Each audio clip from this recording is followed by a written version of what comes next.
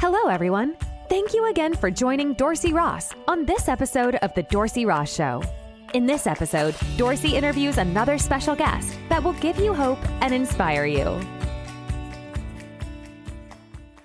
Hello, everyone. Thank you again for joining me on that episode of the Dorsey Ross Show. Today, we have a special guest with us. Her name is Anna McLaughlin. She is a grateful wife, homeschooling mama of 4, entrepreneur, and most importantly, redeemed and transformed child of the Most High God. In her 20s, Anna reached a place of deep brokenness. From that point, the Lord has taken her on a journey to rebuild foundations, heal wounds, and come to trust in the deep, abiding love of God He has for His children. Anna loves nothing more than encouraging Proverbs 31 women to be faithful in little and set over more, as the parable of the talents calls us to do. Anna is an avid collector of wisdom, builder of communities, and encourager of souls. You can find her serving within the 4 walls of her home as she homeschools her children, and in her she considers a field community which equips women to be faithful in the little things and set over more through an intimate connection with the Father, that we might serve from fullness, never lack. Thank you so much for coming on the show today. Thank you so much, Dorsey. I'm so glad to be here. Absolutely. So, as I always do, I always ask a couple of easy questions before I get into more of your story. And one of the questions I have is, what's your favorite thing to do to relax? Probably my favorite thing to do to relax is I love to watch an old movie. So my husband loves all things 80s, and I grew up the same way actually. So we like to grab a little we actually just watched with my kids The Mighty Ducks today, which is early 90s technically. Little Giants was on the docket earlier this week. We made the mistake of watching Gremlins, which terrified my 11-year-old, so I do not recommend. But that's our favorite way to do downtime. We've got quite the brood with our 4 kids from 5 to 11, and so anything where everybody's engaged and excited is always a good thing. Yeah. Have you watched the Back to the Future yet with them, with your kids? Oh, not with the kids. My husband and I revisited Back to the Future a few years ago, but yeah, I think the kids are probably ready for Back to the Future. That's a great tip. Thank you. Yeah, I just watched the Michael J. Fox documentary on Apple TV, Yep. and they were talking about that and whatnot. I heard it was wonderful that he really just had such a gracious spirit in the face of his challenges. Yeah, absolutely. Mm-hmm. What book are you reading right now besides the Bible? Yep. So I usually have quite the collection going. So I'm reading Gentle and Lowly. We're actually going through that as a book study with my She Considers a Field community, and that's by Dale Ortland. It's a beautiful book about the love of God and just his heart for us.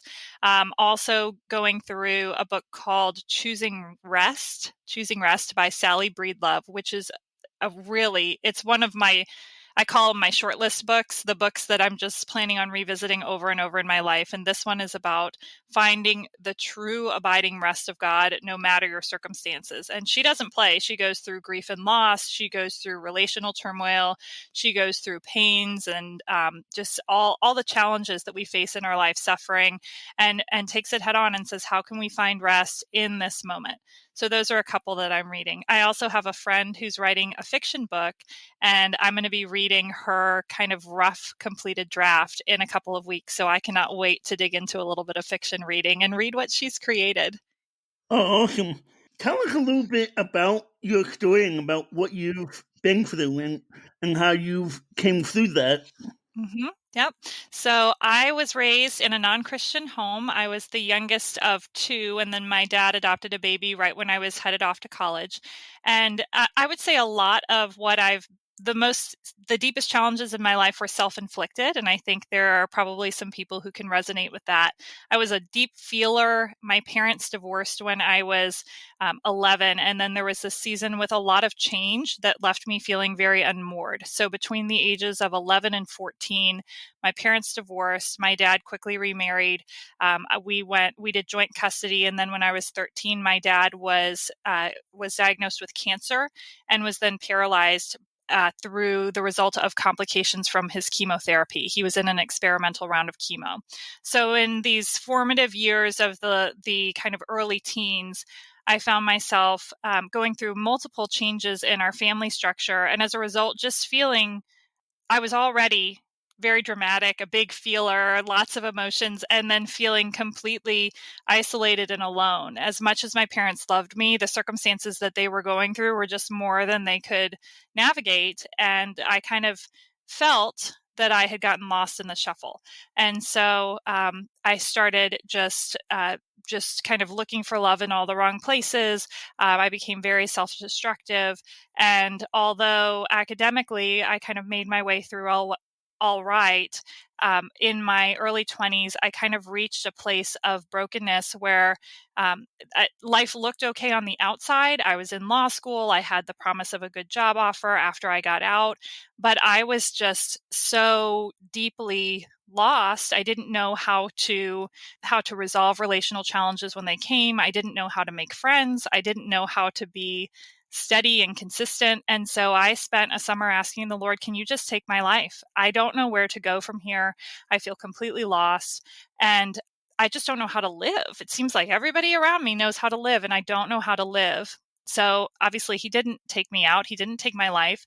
And so from there kind of came this reckoning where I said, God, if you will not take my life, fall me back in love with you. Because by that point, I think when we go through a crisis of identity, we also oftentimes go through a crisis of faith. Because why would I be, if God is true, because I'd been a Christian since I was about 11, if God is true, why does life look like this? Why am I so messy? Why I want to be healed. I want to be whole. I want to be effective. We can get these fiery passions. Like we start out so fiery and so passionate for the Lord. I want to change the world for you, Lord. And then it's like, I can't even have a healthy relationship with my family members. What do I do with this? And so, what I've learned kind of looking back on the past about 17 or 18 years since that darkest of times is that so often my husband likes to say, we want the burning bush. And really he just gives us the next pebble on the path, the next little place to put our feet. And he wants the intimacy of a brick by brick rebuilding, which is what he's done for me. Yeah. And what happened after that time? How did you come back to, loving God, and how did you come back into a passionate relationship with Him? Yes.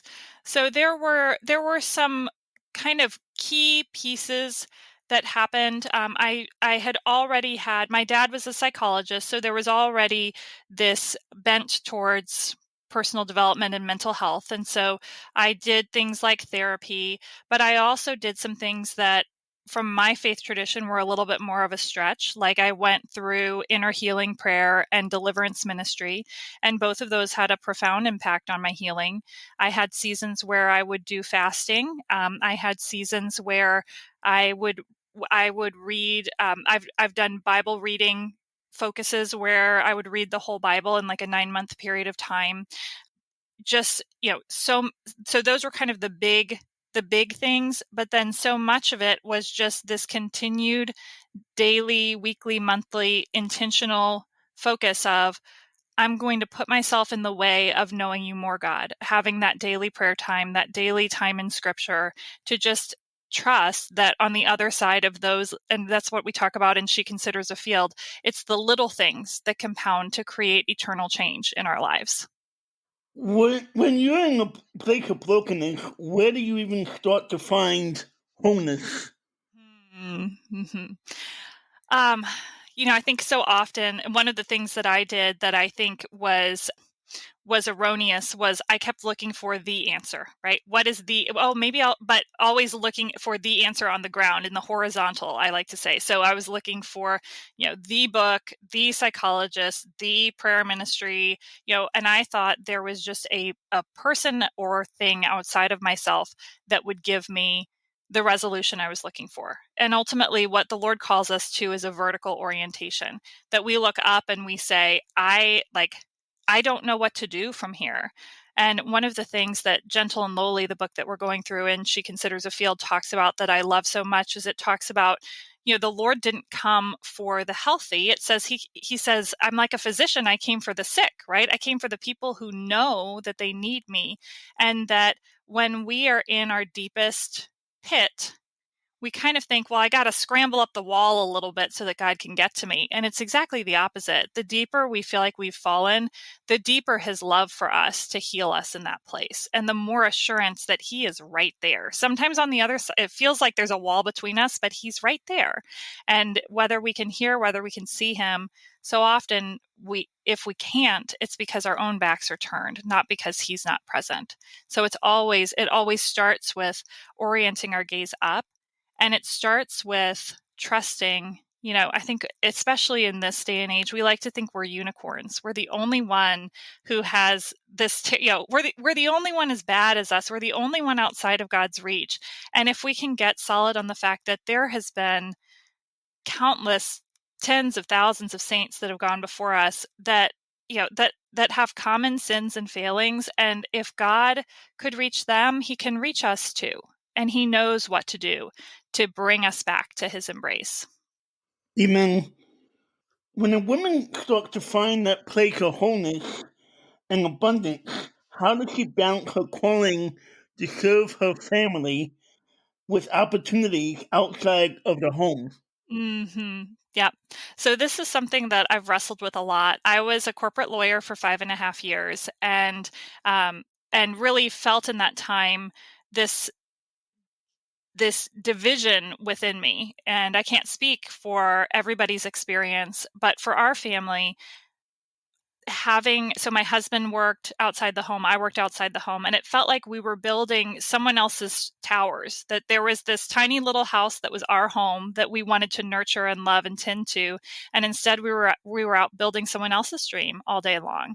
And so it's been helpful for us. We've since both come home and have become entrepreneurs, and really we are very clear as a family and as a couple that our kind of I call it the hierarchy of covenants, that our responsibility is first to the Lord, and then my husband and I's responsibility is to each other because we are in the covenant of marriage, and then it's to our children because we entered into a covenant through baptizing our children to raise them up in the fear and admonition of the Lord, and that only after those three hierarchies those three covenants are tended to, do we look outside. And so we try to be really intentional as a family for my husband and I to have time to connect, to just talk every morning. And when he comes home in the middle of the day, to talk again, how are you? What's going on? To connect with the children. That's part of why I homeschool, is so we can have that time together.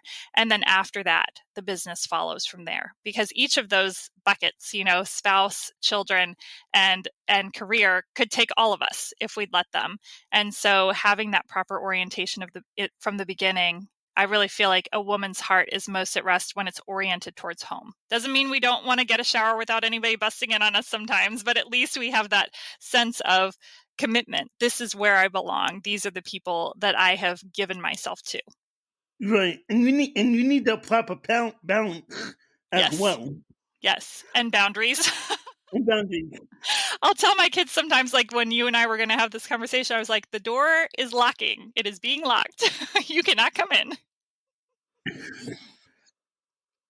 You talk about having a proper balance, and you also talk about, the hats that you wear as well. And your husband probably wears, many hats as well. How do you handle, and how do your husband handle, and how do you think men should handle the hats that we all wear? Mm-hmm. Yeah. And I mean, I feel like I want the formula, right? I used to tell the Lord, "Tell me what to do and I'll do it." And he doesn't work that way, which as much as, I feel like he and I are at a point in our relationship where I can kind of be with the Lord, like, "Why don't you just tell me? Just give me the rules, that's what I want." And he knows really what I want is him to the best of my ability. But, it's every season has looked differently as far as if you snapped a picture of our calendar, how much time are we spending working? How much time are we spending, one-on-one time with our children, time with all of our children together? Sometimes it feels like, are we just kind of putting out one fire after another? We have a kiddo who's sick right now, and so life has mostly paused for the past 48 hours while we've tended to her and made sure that she's okay. Um, I think keeping in mind that sense of order of we need strong relationships with the Lord. We need a strong marriage. We need to have a strong relationship with our children. This is our home is actually the most profound place of ministry that we have because it has generational impacts. That's very important to us. I like thinking of it in terms of deep and wide. There's a little kid song from at least back when I was growing up where we sang Yeah, about God's love flowing deep and wide. And I like to think about that in our ministries as well. The ministry in our home, it goes to, the Lord says he blesses the faithful to the thousandth generation. And so the more we can seek to be faithful in reflecting who God is to our children, the more potential there is for this impact into the generations that can be so expansive that we don't even really have a way of calculating it. And so that's our focus. That said, it can feel a little pie in the sky to say that. Like I remember my husband used to say, because I'm more of a visionary personality, he's very practical. He's like, Anna, we have to work. Remember, we have to work. It'd be great if we could just sit around all day and cuddle the kids and sing Kumbaya. And so he always goes out and he does his business for about 2 to 3 hours a day, every workday. And that has created a lot of stability for us to know, okay, the mornings are designated to me homeschooling the children and him working. And we kind of get that out of the day first, or get that out of the way first. And then the afternoons are a little bit more free form. I work a little bit. He shepherds and takes care of the kids. And then we've moved in the past month. So right now I'm mostly tending the house in the afternoons as well. And so it's taken a lot of different forms, but I think having that idea of the core of our ministry is our family. And like my husband says, there's reality, we have to work. It's been really grounding for us as well. right. What do you say to a woman who's struggling, who has tried all these things? And in that question, you say, tried all these things. What do you mean by that? Yeah. So I think that phrase has become so popular recently. I've tried all the things. I'm doing all the things. And we can often throw that phrase out as proof that actually it was everything because I said it was everything. And so often we can kind of build up this sense of, I think, again, it's that unicorn complex that we can fall into. Oh, surely if there were an answer, I would have found it by now. And we can start to catastrophize if I've been struggling. And I've had the stories. I mean, I became a Christian when I was 11. At 23, I was worse off than I was when I started. Like I was more dysfunctional. I was more broken. I was more lost and confused than I was when I first came to know the Lord. And so that can sound like a pretty desperate dead end story. 11 years, Lord, I've been trying, 12, whatever. I've been trying to seek you, and look, here's all I have to show for it. A broken heart, broken life, nothing to offer you, no health. And from that place, we can tend to despair, where we think we use it as a proof text to say, there's no hope. There's nowhere to go. If God really loved me, he would have done stuff by now. He would have saved me. He would have set me free. We can hear other people's stories of healing and redemption, and we take that snapshot and we use it as proof that God has abandoned us, that he doesn't care. Because if he had cared, he would have said yes by now. And I think it was hard for me to take, but at the end of the day, there's a measure of arrogance to that, right? Where it's like, who are we to say what the potter wants to do with our life. The Lord calls himself, I'm like the potter, and I make some vessels for common use and some for special use. And when we really, our clearest path to peace is when we can sit and go, not your will, but mine, or sorry, reverse that. Not my will, but yours, right? How much I want to say the other one, obviously. We want it to be our will and our timing, but he says, accept the lot that I've given you, which may mean today you are deeply broken, and I can use you here. And so that's the first thing I would say is he can actually use us in our brokenness. He can use us in our struggle and in our lostness. And I would not know and love him today like I do if I hadn't had that season that was decades long of really feeling like I don't know what you can make of my life. I don't know what I have to offer, and I'd really rather we just throw in the towel and just take me to glory. It's a dark place to be, but we forget too how things compound over time, and it's going to look like zero for a really long time. But he's a gardener, right? All the good stuff happens beneath the surface, and then it's Right. like, now it's time for spring. Yeah.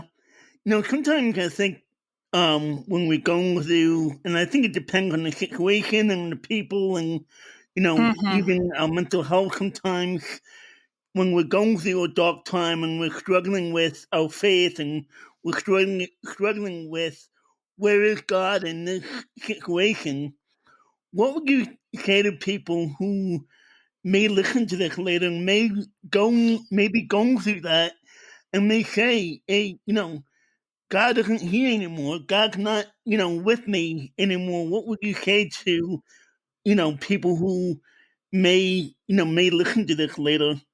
Mm-hmm. Yeah. Just like you said, it's so circumstance driven and individual driven. What what does it look like? What is their particular story? And these are, when we're in that level of darkness, it's so important to have human eyes back to us to just reflect, I hear you. The pain is real. That feeling of lostness and brokenness is real. And having another person bear witness to that pain, like for me, I went to counseling for years, just having people sit and listen to me, and then gently, they're trained in this, gently uncover, hey, we think it's this dark, but what if there's some light ahead? What if there's a purpose beneath all of this pain? And ultimately, when we're feeling like there's no hope, the one thing that I think truly saved me from my own period of despair was that I believed the Bible was true. And so I just kept putting myself in the way of his word. And in the pages of God's word, I found the book of Job and I found the Psalms. Especially, they're called the imprecatory Psalms, where you're crying out to the Lord, why, Lord, have you forsaken me? And the beauty that we get to come to a perfect God, and he allows us to ask that question, to basically call God, a deceiver and a liar. And his love is expansive enough to handle that, to go, I know you think that. We both know it's not so, but there is safety and there is space for you to have that experience, and I know how to lead you out. And then, what does abundance mean, and how does a woman achieve it? Mm-hmm. Yeah. So I think we've got ditches on either side of this path, as with most things. So we can bend towards the side that says, as I'm faithful with God, God will be faithful with me, and I'll have plenty of money in the bank, and I'm going to have all these different things that I've been wanting, and there's going to be provision in the natural. And then there's the flip side of that we can bend into, where we basically just kind of believe that there has been almost this correlation between holiness and poverty. Just that God actually would call us to poverty as a way of glorifying him. And I think that God doesn't really look at either of those markers, because we're missing the point when we're looking at money. because the point is abundance of soul, and we need only look to Christ to really see what that looked like. He walked the earth with very little in terms of material possessions, but whenever there was need of material possessions, he told Peter, just go and get a fish and open the fish's mouth, and there will be the 2 coins, one for your taxes and one for mine. And so provision not just for his own needs, but also for Peter's needs as well. And so I believe that abundance really centers around soul abundance, to have this sufficiency that comes directly from the Father, and for us to walk in the truth of the Luke 15 parable of the prodigal son, that the father says to the elder son, "You have always been with me, and all that I have is yours." What advice do you have for women considering homeschooling and entrepreneurship, and even maybe a job outside of the home? Mm-hmm. Yeah. Yeah. So, I mean, we talked about how in our family, the center for us is really ministry within the home first. When I talk to women who are considering homeschooling, who are considering working for themselves, who are considering going back to work, so often I think we butt up against this feeling of insufficiency. Life is full already. I have so many responsibilities already. How can I take on one more thing? And I think one of the things that Scripture tells us about the Father is our provision from Him is for the moment that we're living in, that He doesn't give us extra to carry when we don't need it, nor is there lack when we get there. And so our first responsibility is to ask Him, what should I do? Where are we headed? Is this where I'm supposed to go? That being said, as we're walking towards something, we're not going to feel equipped for it. Not until we walk through the door, and even as a homeschool parent, as an entrepreneur, regularly I reach the end of myself and go, there's still more need. There's still more school year to do. There's still more business to be done. And I'm out.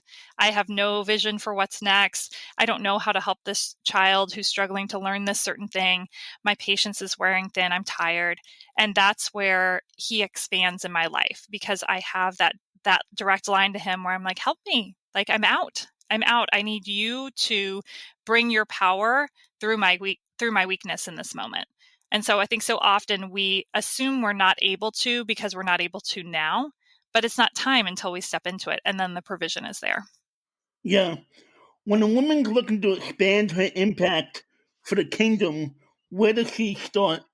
Mm-hmm. Yeah. So I personally feel that expanding my impact for the kingdom always starts at home first. And that doesn't mean that my children get 24/7 of my time. It means that that their needs are well tended, both by me and by my husband. And so that's always where we start. It's that deep and wide idea that we talked about, where the my capacity for patience, my capacity for love, my capacity for empathy expand in the 4 walls of my home, and then I go out from there, and whatever additional space I have. There were seasons when we were first raising our babies where my only capacity for additional ministry was encouraging someone at the grocery store checkout as I was wrangling my 3 and 4 kids. And now there's a little bit more. And so I can do and give more. But sometimes I think we miss how impactful it can be to simply send someone a text and let them know that we're praying for them, that make sure we're actually praying for them, right? Don't just say it and then not pray, but to actually consider someone, even in the midst of very hard seasons or very busy seasons, can be a powerful impact in and of itself. The little things matter. That's one of the things that we talk about in our She Considers a Field community so often, is the little things matter because they're eternal things. Right. What would you say to yourself 20 years ago, Mm-hmm. looking back? Oh, I would probably tell myself, don't give up. Don't give up. We think, like I said, we look back and we say, oh, it's been this long already. I've lived this long already. Of course, when you're in your 20s, you feel old. I've lived for so long, Lord, and surely by now. But God is on the 40-year plan. Moses was 80 when he started his ministry in Egypt. And so our scope is often too small. And He really loves I think we think in months and years. God thinks in decades, and he thinks in generations. And so I wish I'd known then, and I would have loved the encouragement. Someone spoke a word over me in my mid-20s, kind of as these deep losses and wounds that I was sitting in were starting to become healed. They said, "You are the point of redemption in your family line." And I think that what God gives to us, he always offers to give through us. So that's a message I carry to other people, is that we all have the opportunity to be the point of redemption in our family line, that there are things that come down generationally. There are wounds that we carry. There are hurts that have happened. Sometimes we'll see like there was an alcoholic grandfather and then an alcoholic father, and then there's addiction in this generation, and that we have the opportunity to say no more. I'm going to lean into the Lord. I'm going to seek to grab hold of all he has to offer. And for me, I think many of the challenges that I faced were, like I said, of my own making, but there was also some generational stuff that had just kind of stayed going, passing down from one generation to the next. And so there was some cleanup work to do. And the Lord put his finger on me and he says, "I'm giving you the opportunity to do it." And it's hard, but it's a privilege. So I think if I had realized then the choices I would make, the healing that I would go through to become whole before the Lord, or more whole before the Lord, that would not only impact my own life, but it was for the generations to follow too. Things that I probably will never even see. Right. Is there ways that people can get in touch with you?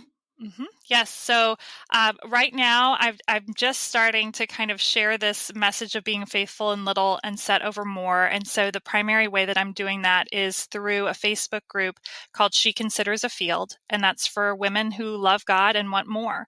They want to be faithful. They want to be, falling in love with him more deeply. And ultimately, one of the things we talk about a lot in there is the power of telling the truth, of telling the Lord, because that's what happened in my 20s. I told him the truth for the first time.